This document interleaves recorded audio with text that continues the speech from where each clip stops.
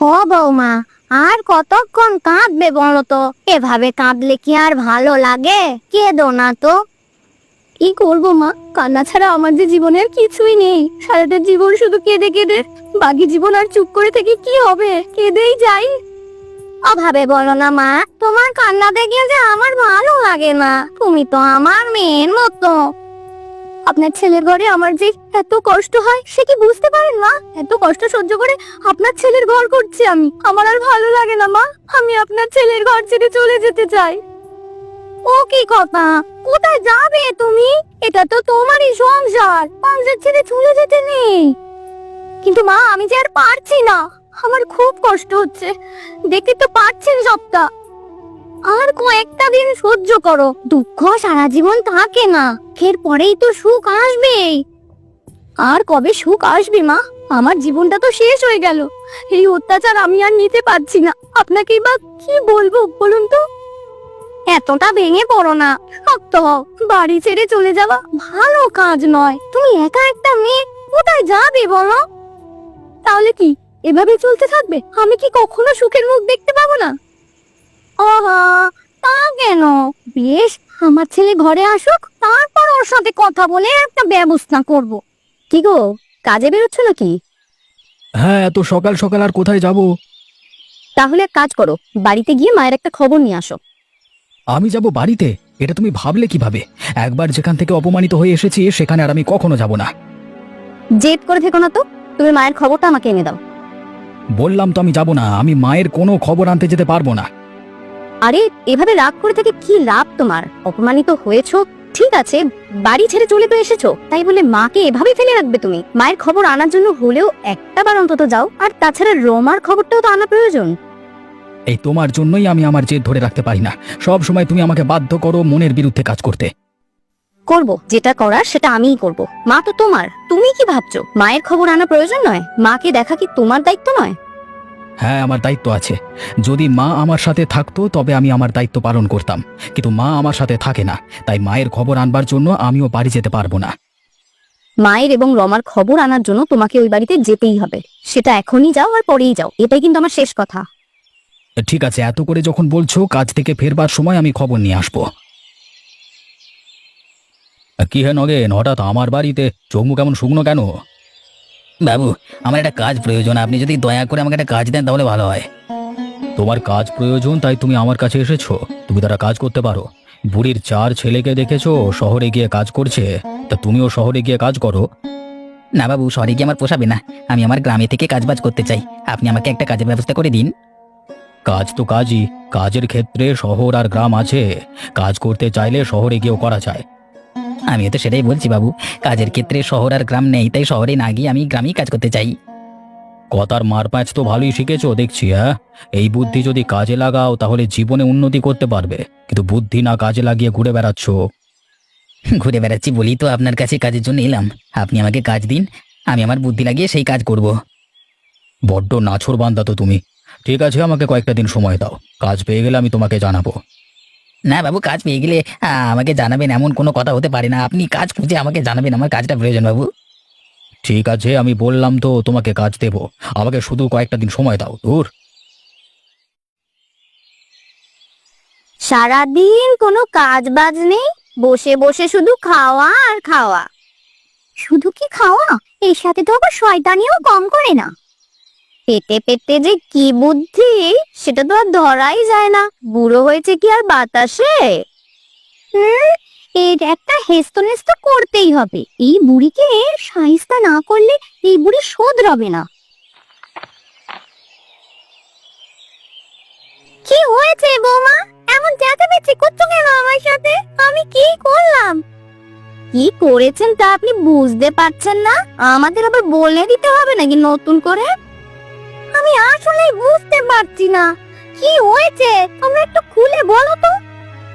ওরে আমার নেকা রে, সে এখন কিছুই বুঝতে পারছে না। গত রাতে রমার সাথে যে শলা পরামর্শ করলেন, তারপরেও বলছেন আপনি কিছুই জানেন না, কিছুই বুঝতে পারছেন না। রমার সাথে শলা পরামর্শ করলাম? কোথায় বৌমা? আমি তো শুধু রমার সাথে বসে দুদণ্ড কথা বলছিলাম। চুপ করুন তো, আর মিথ্যে কথা কত বলবেন? বুড়ো হয়ে মিথ্যে কথা বলতে লজ্জা করে না আপনার? আমি আর ললিতা দুজনেই শুনেছি আপনি রমার সাথে সলা পরামর্শ করছেন, আবার ছেলে আসলে তাকে বিচার দেবেন। দেওয়াচ্ছি আপনার বিচার। আমার ভুল হয়ে গেছে বৌমা, আমি আসলে বুঝতে পারিনি যে তোমাদের খারাপ লাগবে, তাহলে হয়তো আমি কোথায় বলতাম না। চুপ করুন তো আপনি। এই নীলিমা, একটা কাজ করো তো, এই বুড়ি খাওয়া দাওয়া আজকে থেকে বন্ধ করে দে, তাহলেই সহেস্তা হবে।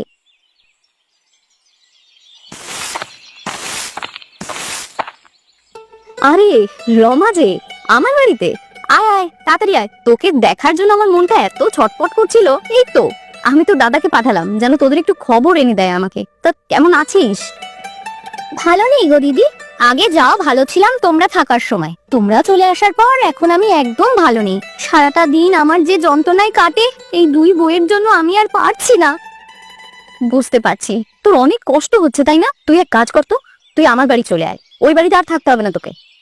আমি যদি চলে আসি তোমার বাড়িতে, তাহলে শাশুড়ি মায়ের কি হবে? উনি তো একা ওই বাড়িতে পড়ে থাকবেন, শাশুড়ি মাকেও তো আর কম যন্ত্রণা দেয় না ওরা। যদি আমি পারতাম তাহলে শাশুড়ি মাকে সহ তোকে এই বাড়িতেই নিয়ে আসতাম। কেন যে শাশুড়ি মা এত বড় একটা ভুল করলেন, বাকি বউদের প্ররোচনায় পড়ে তোমাদেরকে ভুল বুঝে অপমান করে তোমাদেরকে বাড়ি থেকে তাড়িয়ে দিল। এই ভুলটা না করলে আজকে এই অবস্থা আর হতো না। তোমরা আসার পর শাশুড়ি মাকে এই দুই বউ খাবার পর্যন্ত দেয় না। কি বলছিস এসব? এত খারাপ অবস্থা হয়েছে? তা না তো কি, এই জন্য বলি কেন যে তোমাদেরকে তাড়িয়ে দিল। থাক, পুরনো কথা না বললেই হয়, এখন অতীতের কথা তো তুলতে হবে না। যা হওয়ার তা তো হয়েই গেছে, সবাই ভালো থাকুক, আমি শুধু এটাই চাই।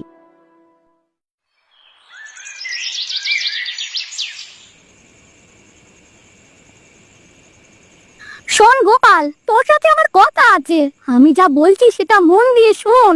দেখ, তুই চাষবাস করিস, সংসারে তেমন টাকা দিতে পারিস না, তাই আমি মনে করি এই সংসারে তোর না টাকাই ভালো। তুমি আমার মা হয়ে কথা বলছো? হ্যাঁ দেখ, আমাকে তো সংসারটা চালাতে হবে। তোর বাকি চার ভাই শহরে গিয়ে কাজ বাজ করে, ভালো টাকা পয়সা দিচ্ছে, সেখানে শুধু তুই চাষ করে অল্প টাকা দিস, এতে তো আর সংসার চলে না বাপ। তাই আমি মনে করি তুই লতাকে নিয়ে আলাদা হয়ে যা। মা, আমি কম টাকা দিই আর বেশি টাকাই দিই, আমি তো তোমার ছেলে। তুমি তোমার ছেলেকে এমন কথা কিভাবে বলছো?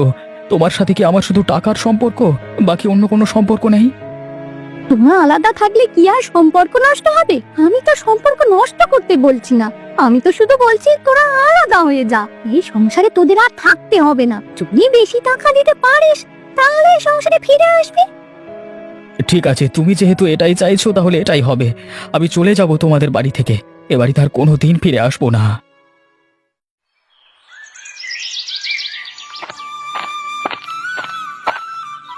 কিরে নগেন, কোথায় যাচ্ছিস? কোথায় আর যাবো, এই ঘুরে বেড়াচ্ছি, কাজ বাজ তো আর নেই। সে কি, কাজ বাজ কিছু করছিস না এখন? না গোপাল দাদা, কাজ আর কোথায় পাবো, কাজ পাচ্ছি না, তাই গ্রামে গ্রামে ঘুরে বেড়াচ্ছি। অবস্থা খুবই কাহিল গো, তোমার মতনই একই অবস্থা।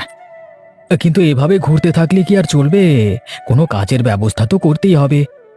চেষ্টা করতেই তো যাচ্ছি, কিন্তু কেউ কোনো কাজ দিচ্ছে না, মরার জীবন আর ভালো লাগে না, বুঝলে? অধৈর্য হোস না নগেন, তুই এক কাজ কর, তুই অবিনাশ বাবুর কাছে যা না, অবিনাশ বাবু হয়তো কোনো কাজ। গিয়েছিলাম তো অবিনাশ বাবুর কাছে, অবিনাশ বাবু বললো কাজের ব্যবস্থা করে দেবে, কিন্তু এখনো কোনো কাজের ব্যবস্থা করে দিল না। এখন কি করি বলো তো? কাজের ব্যবস্থা করে দিল না বলে তুই বসে আছিস? আরে কাজটা তো তোর প্রয়োজন, তাই তোকে বারবার অবিনাশ বাবুর কাছে যেতে হবে, বুঝলি? তা তুমি বলছো যে আমি আবার অবিনাশ বাবুর কাছে যাব, গিয়ে আবার কাজের সন্ধান করব? অবশ্যই যাবে। দেখো, প্রয়োজনটা তোমার, অবিনাশ বাবুর কিন্তু নয়, তাই তোমাকেই গরজ করতে হবে। তুমি গরজ করলেই অবিনাশ বাবু তোমাকে কাজ দেবে। অবিনাশ বাবু কাউকে নিরাশ করে না, আশা করছি তোমাকেও নিরাশ করবে না, তোমাকে ঠিক একটা কাজের ব্যবস্থা করে দেবে। ঠিক আছে, তাহলে তোমার কথাই শুনে দেখি, আমি আরো একবার অবিনাশ বাবুর কাছে যাব। এই যে মহারানী, কোথায় যাওয়া হয়েছিল? এভাবে পাড়ায় পাড়ায় ঘুরে বেড়ালে কি হবে? আরে মহারানী তো সাপের 5 পা দেখেছি, তাই তো ঘুরে বেড়াচ্ছে গায়ে হাওয়া লাগিয়ে। তা কোথায় গিয়েছিলে শুনি? এতক্ষণ কেন লাগলো বাড়িতে আসতে? আমি কোথাও যাইনি, গেলেও তোমাদের বলবো না। আবার মুখে মুখে তর্ক করছে, দেখো এমনিতেও কোথায় যেন গিয়েছিল সেটার চিন্তা না করে আবার মুখে মুখে তর্ক করছে। বলি, এই যে পাড়ায় পাড়ায় ঘুরে বেড়াচ্ছ, ঘরের কাজকর্ম সব কে করবে? কথার উত্তরই দিচ্ছে না তোমার, দেখেছো ভাবটা একবার? আমরা দুজনে কথা বলছি, ও কথার উত্তরই দিচ্ছে না। ওরে আমার বড় লোকের বেটি, এখন যদি আচ্ছা করে দোহা দাও তাহলে মুখ থেকে বুলি বের হবে, কিন্তু তা তো আর দিতে পারছি না, তাই আশকারা পেয়ে মাথায় উঠে গেছে। তোমরা দুজনে ওর সাথে এমন করছো কেন? ও না হয় একটু বাইরে গিয়েছিল, তাই বলে তোমরা ওর সাথে এমন ব্যবহার করবে? ওকে ছেড়ে দাও তোমরা, মেয়েটাকে আর কথা শুনিও না। আপনি চুপ করুন তো, সব কথার মাঝে আপনি কেন ঢুকবেন? আপনি এখান থেকে যান, আমাদের যা বলার আমরা সেটা রমার সাথেই বলবো। তা বলো, কিন্তু মেয়েটাকে আর কথা শুনিও না। আমি তোমাদের বাড়ি সব কাজ করে দিচ্ছি, আমি আর রমা মিলে করলে কাজগুলো তাড়াতাড়ি হয়ে যাবে। আপনি আপনার বৌমাকে সামলান, বুঝলেন তো? না হলে কিন্তু ভালো হবে না।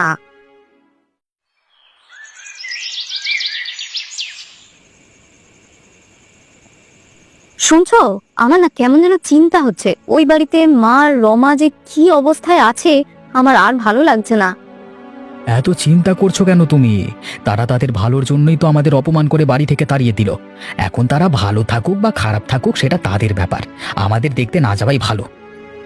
এভাবে বলো না, মায়ের হয়তো একটু ভুল হয়ে গেছে, শত হলেও উনি তোমার মা তো নাকি, তাকে তো আর ফেলে দিতে পারি না। আর তাছাড়া মা এবং রমার অবস্থা খুবই শোচনীয়, তুমি কিছু একটা করো না। আমি কি করব? আমার হাতে কিছুই করবার নেই। তুমি অবিনাশ বাবুর সাথে একটু কথা বলে দেখো, অবিনাশ বাবু ঠিক একটা উপায় বের করতে পারবে। যে কোনো মূল্যেই হোক রমাকে এবং মাকে এই শোচনীয় অবস্থা থেকে বের করে আনতেই হবে। আমি এই বিষয় নিয়ে অবিনাশবাবুর সাথে কথা বলতে যাব তুমি ভাবলে কিভাবে? এই বিষয় নিয়ে কারোর সাথে কোনো কথা বলতে চাই না। তারা যেরকম আছে সেরকম থাকুক, তাদেরকে নিয়ে আমাদের আর কোনো কাজ নেই। এভাবে রাগ করে থেকো না, পরে দেখবে তোমার মা এবং তোমার ছোট ভাইয়ের বউয়ের অবস্থা আরো খারাপ হয়ে গেছে, তখন কিন্তু কেঁদেও কুল পাবে না। তাই আমি বলছি আগে থেকে কিছু একটা ব্যবস্থা করো। তুমি অবিনাশ বাবুর সাথে কথা বলে দেখো। ঠিক আছে, তাহলে তাই হোক। শুধু একবার আমি অবিনাশবাবুর সাথে এ বিষয়ে কথা বলে দেখব।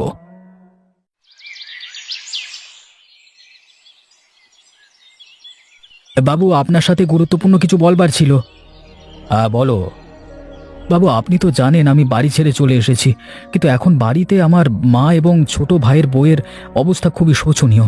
বাকি বউয়েরা মিলে আমার মাকে এবং ছোট ভাইয়ের বউকে অত্যাচার করে, তাদেরকে খেতে দেয় না, বাড়ির সব কাজকর্ম তাদের দিয়ে করায়। এখন আমি আপনার কাছে এসেছি একটা উপায় খুঁজতে, আপনি কিছু একটা করুন। তোমাদের এই 5 বউয়ের চুলোচুলি দেখতে আর ভালো লাগছে না। কিছু একটা উপায় বের করতেই হবে এই 5 বউকে ঠান্ডা করবার, কিন্তু কি উপায় বের করা যায় সেটাই ভাবছি। বাবু, আপনার কাজ খুঁজে দেওয়ার কথা ছিল, কিন্তু আপনি তো আমাকে কাজ খুঁজে দিলেন না, এমনকি আমার সাথে যোগাযোগও করলেন না। ও নগেন, এসেছো? আরে এসো এসো, তোমার জন্য কাজ নিয়ে তো বসে আছি আমি। দেখো, তোমাকে তো আমি কাজ দেবই, কিন্তু তার আগে আমার একটা কাজ তোমাকে করে দিতে হবে। চিন্তা করো না, বিনিময়ে তুমি পয়সা পাবে। পয়সা দিলে আমি যে কোনো কাজ করতে অনায়াসে রাজি বাবু। আপনি শুধু আমাকে কাজটা বলুন, দেখবেন কিভাবে আপনার কাজটা করে দিই। ঠিক আছে, তাহলে গোপাল, তোমার বাড়ির 5 বউকে ঠান্ডা করবার জন্য আমি একটা পরিকল্পনা করেছি। এতে আমাকে নগেন সাহায্য করবে, তোমাদেরও সাহায্য লাগবে। আশা করছি তারপর সবকিছু ঠিক হয়ে যাবে। ওটা আবার কিসের কাগজ? নগেন দাদার পকেট থেকে পড়লো মনে হয়। দেখতে হয়তো কাগজটা কিসের, মনে তো হয় দরকারি কাগজ, কিন্তু উঠে যে আনবো তাও তো ইচ্ছা করছে না। কাকে দিয়ে যে কাগজটা আনাই। ওই তো রমাকে দেখা যাচ্ছে। এই রমা, এদিকে আয়। দেখ, ওই যে সামনে একটা কাগজ পড়ে আছে না, ওই কাগজটা তুই একটু নিয়ে আয় না, এনে আমার হাতে দে। খবরদার খুলবি না কিন্তু, তাহলে কিন্তু তোর কপালে শনি আছে।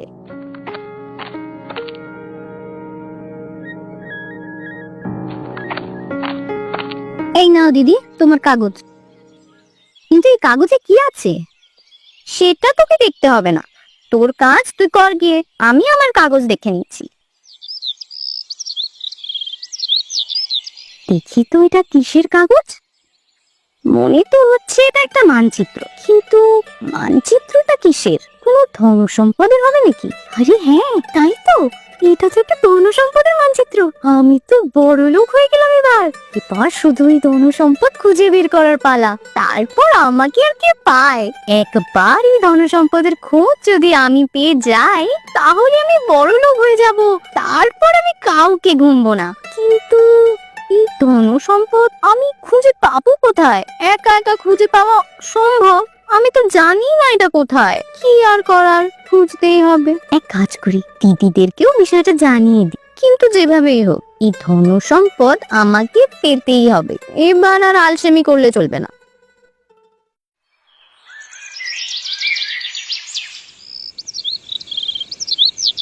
দিদি, আমার মনে হয় এটাই সেই জায়গা। মানচিত্র অনুযায়ী একদম এই জায়গাটাই। হ্যাঁ রে, এটাই সেই জায়গা। তাহলে চল খোঁজা শুরু করি। আর হ্যাঁ, একদম আলসেমি করবি না কিন্তু। আমরা তিনজনে এখানে কাজ করতে এসেছি, তাই বসে না থেকে আমাদেরকে ধনসম্পদ গুলো খুঁজতে সাহায্য করবি। না হলে কোনো ভাগ কিন্তু তুই পাবি না। কাজ করব না কেন দিদি? বললাম তো আমি আর আলসেমি করব না।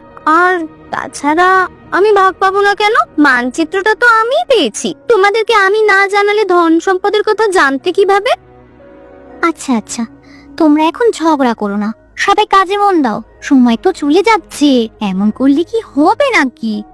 হ্যাঁ তাই তো, সবাই কাজে মন দাও। মানচিত্র অনুযায়ী সবাই খোঁজো, কেউ আগে পেলে অন্যজনকে জানাবে। কিন্তু দিদি, এই ঘন জঙ্গলে আমার খুব ভয় করছে। ভয়ের কিছুই নেই। এখন এই রাতে এই জঙ্গলে কেউ আসবে না, শুধু আমরা তিনজনেই আছি। কাজ শুরু কর। দিদি, অন্ধকারের মধ্যে আসলে কেউ আছে। আমাদের আমাদের মেরো না। আমরা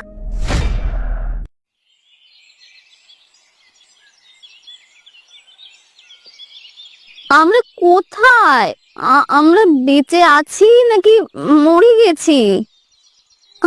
আমার খুব যন্ত্রণা হচ্ছে দিদি, আমি আর পারছি না। আমার তো কথাই বলতে ইচ্ছা করছে না। আমি মনে হয় মরেই গেছি রে দিদি। তোমরা কালকে রাতে জঙ্গলে কি করেছিলে? আমি সকালে তোমাদেরকে উদ্ধার করেছি। মানে গোপাল এবং লতা না থাকলে তোমাদের যে কি অবস্থা হতো, ওরা দুজনে মিলে তোমাদের বাঁচিয়েছে ঠিকই। কি বলছেন দাদা?